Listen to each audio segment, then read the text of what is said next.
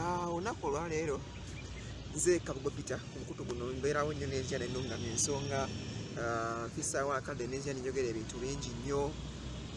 Olunaku olwaleero Ssaabalamuzi wa Uganda Owiny Dollo Justice avuddeyo n'agenda e Bulange e Mengo okusobola okwetondera Ssaabasajja Kabaka empologoma ya Buganda olw'ebigambo ebigambibwa olw'ebigambo byayogera eri Obuganda, Abaganda ne Uganda yonna okutwaliza wamu abawangaalira mu Buganda, mu Uganda n'ensi yonna nga empima w'amayanja.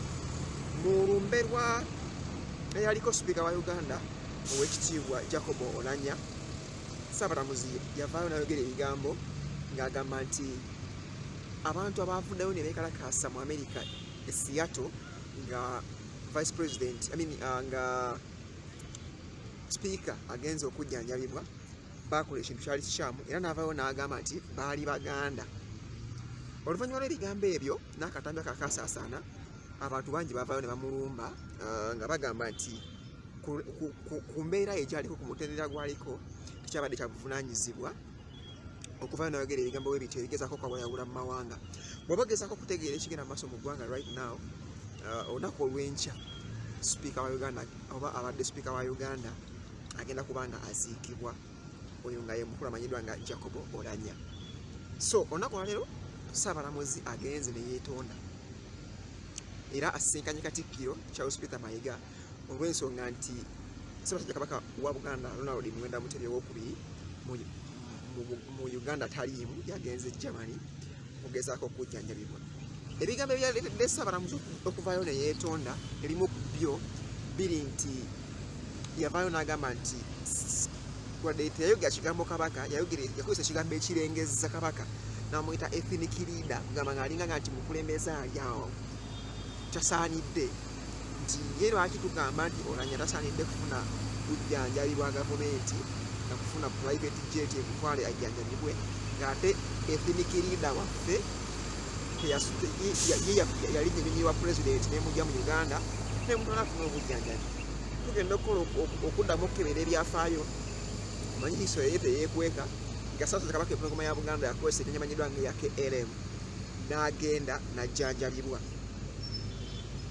Abantu bangi baavaayo ne bamulumba, naddala Abaganda n'abatali Baganda wabula abaali baagala obwegassi, ng'abantu bagamba nti Ssaabalamuzi wavaayo n'ayogera ebigambo bwe bityo agezaako okugamba nti Abanyankole basigale waabwe, Abalugwala basigale waabwe, Abasibeeyi basigale waabwe, n'Abaganda basigale waabwe. Kisoboka mu Uganda yakakyo kano, kisoboka. Ndowooza oluvannyuma lw'amaanyi amangi n'omuliro, Ssaabalamuzi avuddeyo ne yeetonda. Tuyiga ki mu bintu bino? Okusengejja ebigambo bye tuba tugenda okwogera, naddala abantu abali mu mbeera erabibwa amangu, abantu ab'ebitiibwa,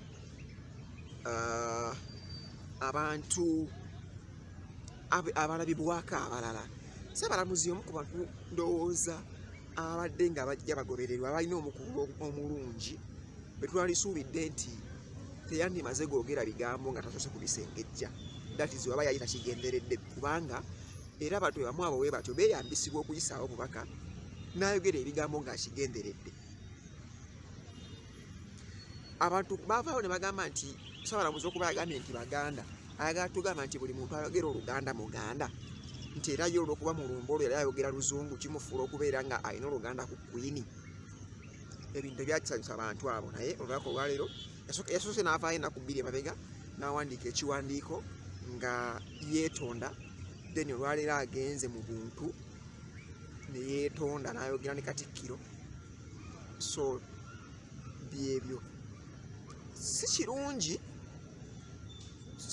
mu kakyo kano kwogera ng'oyogera enjogera eyawukanya mu bantu, kubanga abantu bangi osanga Omuganda nga alina omukazi Omunyoro naye ng'emabegako ddako n'owulira olibala lwa Ssebato lumanyiddwa nga ggwanga mujje, ng'Omuganda n'Omunyoro sobola basiba mu ddiba lirimu n'obatuusa oba ntegeerekeka. So nze ndowooza nti ebigambo bya oli mugundi si birungi, wadde ng'ate okuwulira obulungi nga weeyita eggwanga lyo kye kisinga okubeera ekirungi, oba ntegeerekeza.